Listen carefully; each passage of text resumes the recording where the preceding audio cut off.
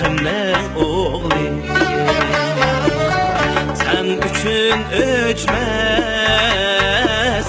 otluk yalqını. Keçem gündüz oylayman seni, vətənim sana töküp mehrimni.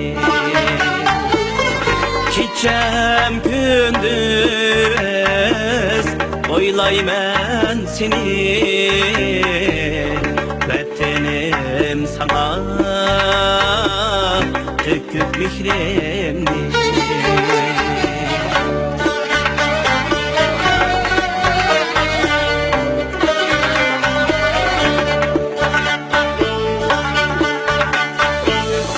Berdaşlık verip geldin her kaçan, düşmanları engel olup sen kalkan. Tarihin meşhur izlerin kalgan, şuna men mağrur jürmen vatan. Tarihin meşhur izlerin kalgan, şuna men mağrur yürümen vatan.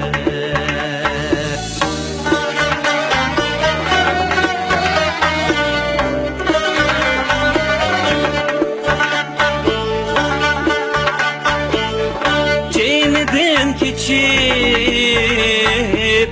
oğul kızları bulduğu şehit, sen vatan üçün bir kar emas hiç döken kanları. Yıllar bezgimi gurbet bir gün, bir kar emas hiç döken kanları. Yıllar bezgimi gurbet bir gün.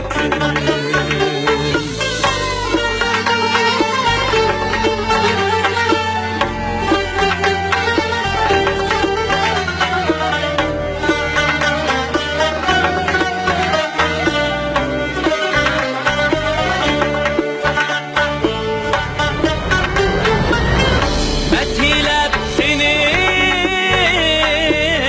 her bir nakşamda, yürümen oylap senden gımını. Yürümen oylap senden gımını. Sen üçün vatan bilgin her çağda, razımen hatta versem dinimi. Sen üçün vatan bilgin her çağda,